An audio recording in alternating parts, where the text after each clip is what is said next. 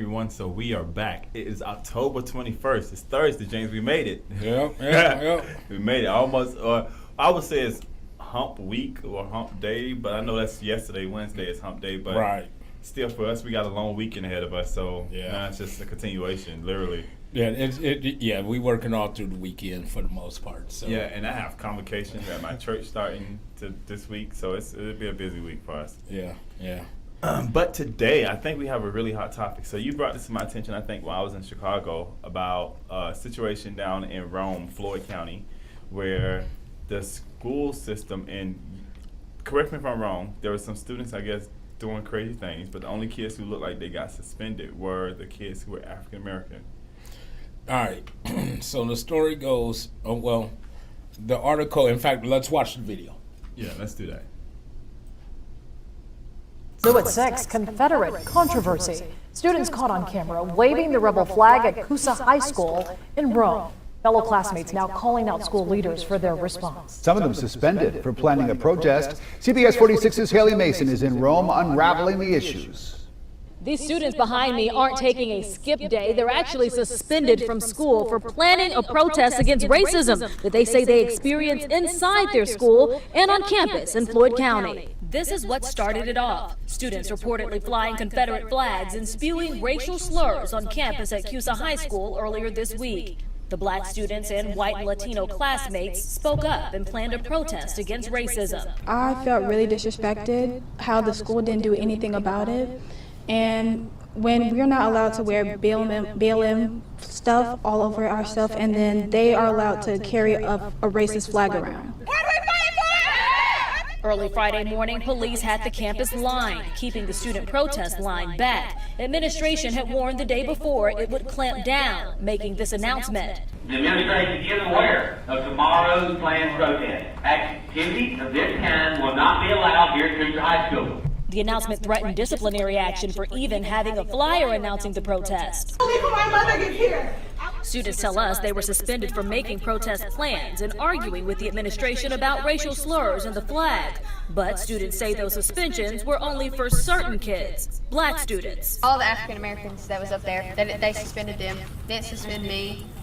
They didn't suspend her either, and we both disrupted all the 8th grade classes. Their parents tell us they were served suspension papers not only by the principal, but by police. I made multiple calls to the school district with no response, so I looked into the state data for suspensions in Floyd County. In 2020, it breaks it down by race. 8% of black students were suspended, the highest number. 6% were 2 or more races, 4% white, 2% Hispanic. These students saying they want all of that to change. The parents tell us they're upset to know their complaints have gone unresolved so far, and now their kids will have to miss homecoming after being suspended from school. We'll have more from the school's leadership on our CBS 46 app. Reporting in Floyd County, Haley Mason, CBS 46 News. Let's take a live look over it. But you know, so my first time seeing that, and I'm even more in shock now because I think it was a couple of weeks ago, was it, Ryan, that we had Carol on, and Carol was with the Cobb County chapter of the Deltas. So let me get that right. But she's not a Delta, but she was working with them on this, and they did a project where they broke down every school in the state of Georgia, in the suspension and expulsion rates. And they were talking about how African Americans are suspended at 2 to 3 times higher than any other race, even though we don't make up majority of the school system. So I use Gwinnett as an example because it's a number that stuck out to me. Gwinnett County school system, African Americans make up 28% of the total enrollment, right? But when it comes down to the actual suspension rate, African Americans make up 49%. So just for everybody to know, by the end of this week, by the end of the day Friday, please go to our website. We're going to put that report on our website because I think this kind of speaks volumes to that report. Well, since you brought the numbers up, all right, first and foremost, that's all took place, like the airing was October 8th. They don't come back. They had a 2-week suspension. They're just coming back to school today. Friday. Yeah, Friday. 22nd, or probably the following Monday. But, so this is how long that they got suspended for. So for 2 weeks. Now, according to, there's only 4 high schools in Rome. Coosa is ranked number 4. This is the high school that these kids have come from. Right. It ain't but 4 schools up there, and it's ranked number 4. It's ranked number 238 in the state. In the nation, it's 10,397th out of all high schools, and third in Floyd County. So in Rome, they're 4th out of the 4 high schools in the area. They're 4th, but then the county, they're number 3. Yeah. But these numbers are kind of crazy because now let me the student diversity. Okay, 38.3% minority enrollment, 61.7% white, 19.9% Hispanic, 12.5% black, 5% 2 or more races, and 1% Asian. And out of that 12.5%, you got 8% being, suspended. Now the numbers don't add up. Yeah, but this is the thing about it for me is about when we talk about education and when we talk about minorities in school. First off, the first issue I have is the fact that there were a group of rights students that we see who initiated this by walking around with the Confederate flag and using racial slurs. And I don't know whether the article addressed it or not, but it seems like nothing happened to those students, right? Nothing. But then when this rally came up where African American students, along with some of their white counterparts now, wanted to say, hey, we wanted to protest that anti-racism that's going on in the school, then all of a sudden now it's a problem and the principal's saying, no, it cannot be done. We hear that on the audio that was placed out. And when they do it, and when they start complaining about it, the only students who got suspended were African American students. That is correct. So we have to start talking about, at some point, racism in our schools. And when I say racism in our schools, not only what we know from other students, and we know a case of like this that just recently happened, similar that we were involved in. But not only racism in our school, but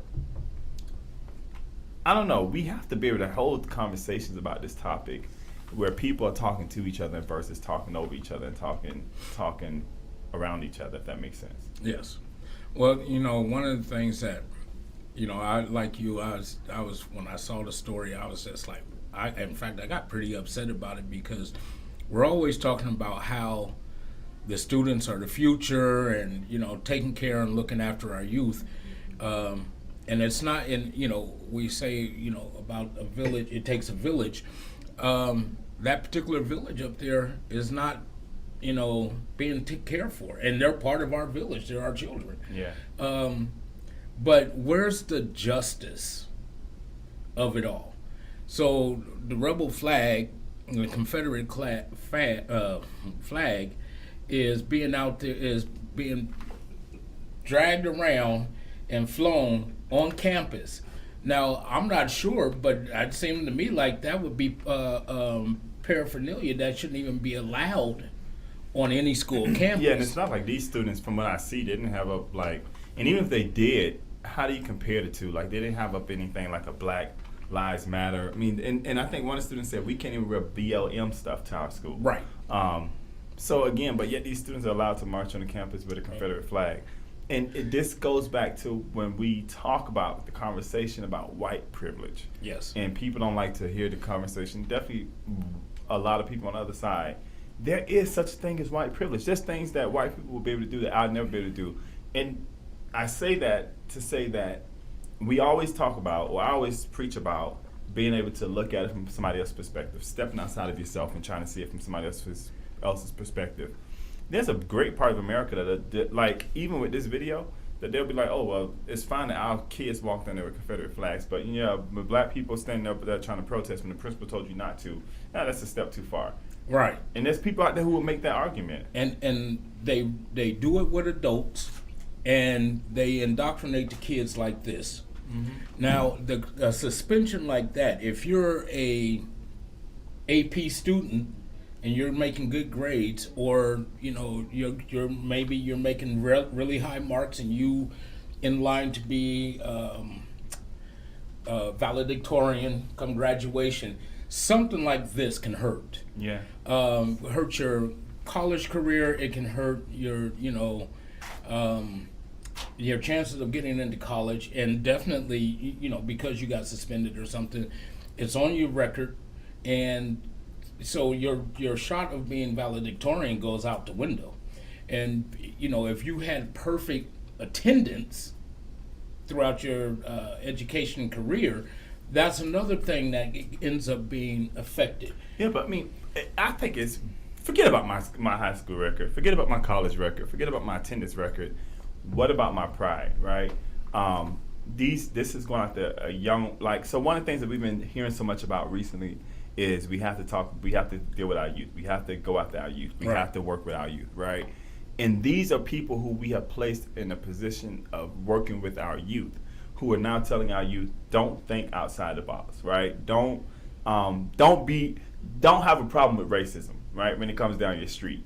I don't know what kind of education that is, or what we're teaching, how we're teaching our children when that's the message that we're giving. And I'm not saying parents. The parents look like they were very supportive from the aspect of the school system. Leadership. And I know we've reached out to the Floyd County school system, and we're working now to try to have a conversation, and they're not doing it on a podcast, just in general conversation, because as leaders, definitely people who are involved in our community, this should be something that everybody should be able to hop on board and say, hey, this is not okay.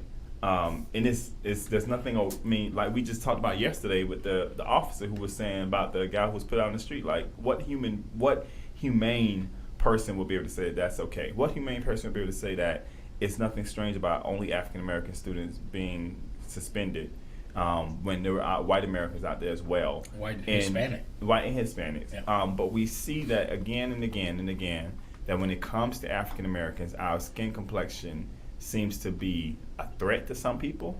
And even when I think about just the way the world is now, the biggest problem I think that white America has with black America is that white America doesn't have a problem with black America being successful. I think that white America has a problem with black America becoming the majority. And that's what scares them the most, because when you look at things that are going on now, when you look at what people are saying now, the biggest problem that people have is when we start talking about the majority shifting from one race to the next. That's what drives people crazy. That's what is out here. I mean, that's what President Trump ran on, literally, when he was talking about Mexicans coming across the border, because there was a study that showed that that the Latin community was growing so rapidly in America that in the next 20 years they'll be the majority, right? That message scares a good portion of America. It doesn't scare me. No. And it doesn't scare me. I mean, but you got to think, for over 200 years, black people have lived in America where whites were the majority, and we were not scared by it. We still stood up in the presence of it, and we're still standing up in the midst of it. So, I mean, let's go, America. When you're talking about white supremacy, it's a control of the power structure in our country. And to continue to maintain that, you still have to give the appearance that you are the majority when really you're not. And clearly you're not. And can we actually, while we're doing that, can you go on Google and look up for me, like, as a world, the Earth, like, what, I want to know some of the percentages from Earth standpoint, population wise, like how much is like the African, like black people basically. I'm curious to know if we can look that up. But I mean, in America, I know there's still a majority, and I know I'm wondering around the world, is that the fact? But hey, I think this story with these kids are terrible. I think that we need to stand up against it. It's I'm just thinking about the kids, their future. And how this is going to play out for them. See, and if the principal hadn't said anything and let the kids just go ahead and do the protests on campus, how much attention would that draw in their community? Probably not a whole lot. Yeah. However, the news only showed up not because of that they were having a protest. The news showed up because they got suspended and they didn't have the protest, or they had a protest and were suspended by it. But it was the suspension of only the black kids and not the white or the Hispanic. And now that put a bigger spotlight on the problem it magnified the situation, and it probably wouldn't have never been magnified had they allowed the kids to protest the first time.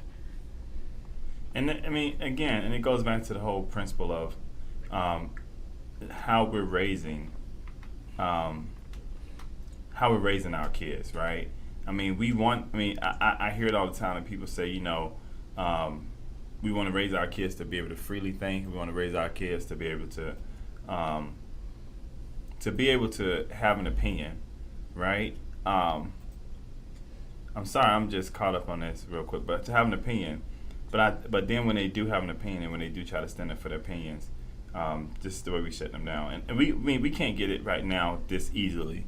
What I'm looking for, because I'm looking for the Earth itself. 12.8%. Yeah, I'm looking for like the Earth itself, though. 12.8%. You're talking about the world, not USA. Yeah. You know me. I'm a rebel rouser. I'll go ahead and kick dirt and kick up some sand. But the thing is, man, at the end of the day, like you say, you want people to be able to know their rights and be able to express their rights and everything. You can move that one down. But it's, systematically you suppress their rights and, shut their mouths. And if you can do it often enough when to someone at a young age, you can start conditioning them to keep quiet as they get older. Right. And that's one of those tactics that is used against people who voice their opinions. They systematically try to start shutting them down and keeping them quiet. And when they can't, when you look at the examples of Malcolm X and Dr. King and others, and I'll just use those, they were assassinated and killed. But they could not control them to keep them, get them to keep their mouth closed. Right. So either you close it yourself or we close it permanently for you, and that's what took place. But at the end of the day, and some people will say that it's a know your place, or stay in your place. And it's unfortunate that even in 2021 they're still doing it. And this is just another example of what we've seen just here in the state of Georgia. And it's nationwide, but we're seeing it. It's starting to be closer to home for us at this point in time. So I was looking up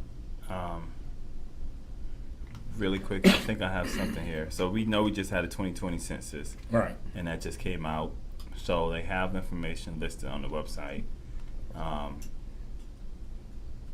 And I was looking at it here, but African Americans in the country only take up 12.8%, right? Yeah, 12.8%. I mean, I listen, I get it. I think that at the end of the day, we have to start talking about racism from a different perspective. Because it is happening, and our kids realize it a lot more than probably sometimes we do, because they're out there living with it every day, right? And it means something different, but disturbing. I hope Floyd County can get it right. I hope that these kids don't have to have this on their record, as you pointed out earlier today, and I hope that we as a nation can have the tough conversation on racism, and with an open ear. And not with a closed heart and closed ears. Yeah, it's we can't be ostriches. Right. You cannot, especially in leadership, whether you're a principal or county commissioner or whatever your position might be, your personal feelings should not be at the office place when you are dealing with someone's child, or and it shouldn't be, but unfortunately, These are the kind of things that we have to deal with. So people bring their personal issues to work. Right. Whether you're a politician or a teacher, it doesn't really matter. These things happen, they take place. And but the thing is, at the end of the day, we have to know how to separate the two. And if you can't, and especially in law enforcement, if you can't separate your job from your personal feelings, then you probably shouldn't be in that position. And definitely in education. I mean, education, the point of an educator is to give the facts and allow people to come up with the conclusion themselves. It brings us back to the CRT conversation. Yeah. And when we do that, and when we discourage that, I think that's when we fail our kids. Yeah. And we fail those who we're prized to educate, or we're given the we fail those who we're given the burden of educating. Right. If that makes sense. But again, I mean, it's a great topic. We probably need to continue it. Probably have some teachers on, and I think to be able to talk more about it. But we want to just remind everybody that we do have a super, super exciting event coming up, and now it's just 2 days. 2 days. 2 days away. 2 days away. Actually, one for one day, for one of them. Yeah, but the other one is a private event. So, I mean, that's so very true. So 2 days. 2 days. We have our One Accord Conference coming up on October 23rd. So we know today's the 21st. That's 2 days away. We'll be hosting it at Courageous Church in Mableton, Georgia. So if you can join us at 4:30, join us as we come together to talk about faith, social injustice, and voter suppression. So I appreciate everything that you guys are doing. Appreciate you coming on today, James. And we look forward to seeing you there. Until tomorrow, be blessed.